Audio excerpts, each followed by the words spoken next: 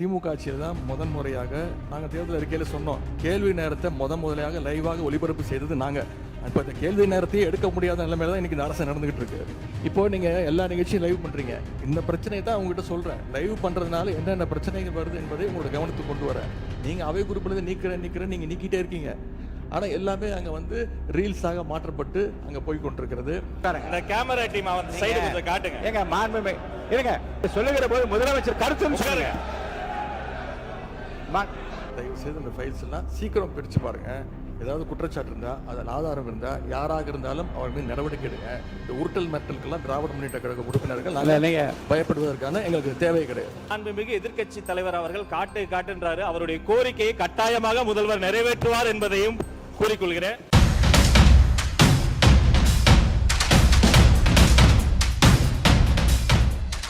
மாண்புமிகு சட்டத்துறை அமைச்சர் சொல்லுங்க.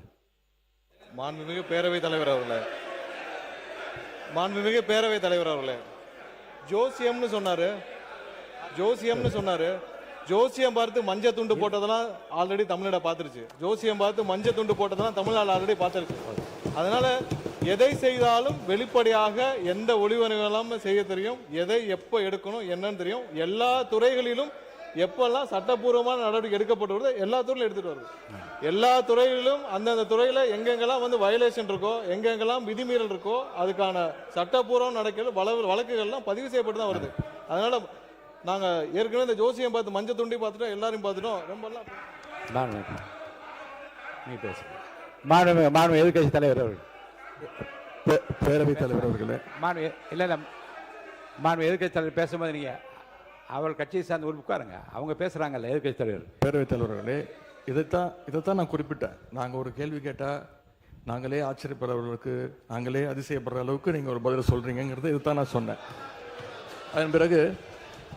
அதன் பிறகு ஜோசியக்காரன் அப்படின்னு சொல்கிறது தவறுன்னு சொல்கிறீங்க. நீங்கள் ஜோசியக்காரன்னு அப்பாயின்மெண்ட்டு நீக்கியிருக்கீங்க. ஜோசியங்கிற வார்த்தை ஒன்றும் ஜோசியக்காரங்கிறது தப்பான வார்த்தை கிடையாது. லைவ் வந்து திமுக ஆட்சியில் தான் முறையாக நாங்கள் தேர்தல் அறிக்கையில் சொன்னோம், கேள்வி நேரத்தை முதலையாக லைவாக ஒளிபரப்பு செய்தது நாங்கள். இப்போ இந்த கேள்வி நேரத்தையே எடுக்க முடியாத நிலைமையில தான் இன்னைக்கு இந்த அரசு நடந்துகிட்டு இருக்கு. இன்னொன்று, இந்த நீங்கள் லைவ் உட்காருங்க.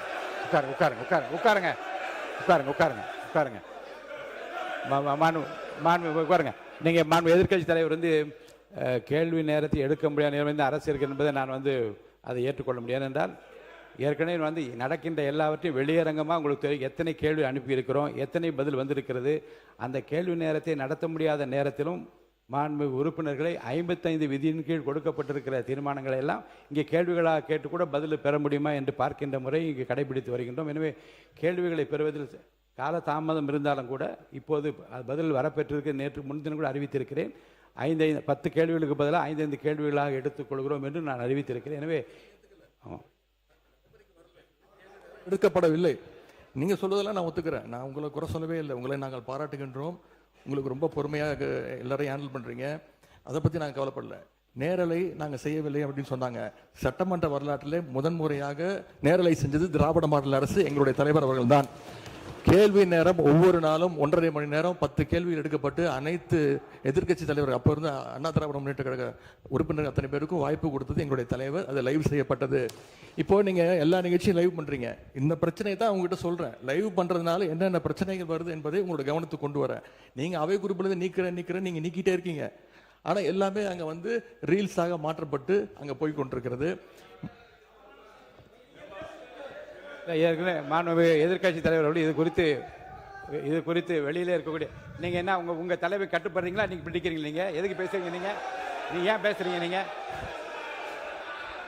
மாண்புமிகு எதிர்கட்சி தலைவர் சொன்ன கருத்துக்கு ஏற்கனவே திராவிட முன்னேற்ற கழகத்தின் சார்பில் ஒரு மீடியா வந்து இங்கே நீக்கப்பட்டதை வைத்து அவர் வந்து சித்திரம் வெளியிட்டு கொண்டிருக்கின்றார்கள். அதை பற்றி உரிமை குழுக்கு அனுப்ப வேண்டும் என்று ஒரு கடிதம் கூட நீங்கள் கொடுத்திருக்கின்றீர்கள்.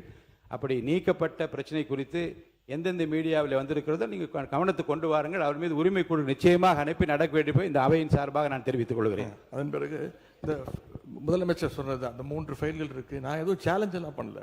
நான் ஓப்பன் சேலஞ்சே பண்றேன். முதலமைச்சர் அவர்கள் தொடர்ந்து பார்க்கட்டும், யார் மீது நடவடிக்கை எடுக்க உண்மையாக குற்றச்சாட்டு ஆதாரத்தோடு இருந்தால் அவர் நடவடிக்கை எடுக்கட்டும். எனவே சினிமாவில் பஞ்ச் டைலாக் பேசுறதெல்லாம் இந்த சட்டமன்றத்தில் இல்ல நீங்க அப்படி பஞ்சு இல்ல இல்ல நீங்க நீங்க இல்லைங்க, நான் என்ன சொல்றேன், இதை நீங்க பேரவைத் தலைவர் அவர்கள் இல்ல மாண்பு பாருங்க கருத்து இல்ல கருத்து இல்ல இல்ல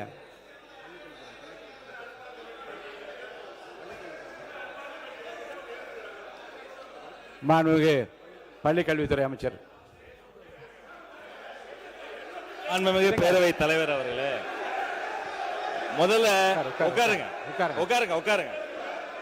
உட்காருங்க. இந்த கேமரா டீம் வந்து சைடு கொஞ்சம் காட்டுங்க. ஏங்க மாண்புமிகு இருங்க இல்லங்க Honorable Speaker மூலமா request, இந்த கேமரா டீம் அந்த சைடு கொஞ்சம் காட்டுங்க. மாண்புமிகு முதலமைச்சர் மக்கள் பார்க்கட்டும் கருத்து என்ன என்ன சொல்றாங்க. பண்றாங்கன்னு. அதை நீங்க வந்து சினிமா நடிப்பது போல பஞ்ச் டயலாக்னா எப்படி எழுந்திருக்காம இருப்பாங்க? அப்புறம் தயவுசெய்து சொல்றேன், நீங்க சொல்லுகிற போது முதலமைச்சர் கருத்துன்னு சொல்லுங்க.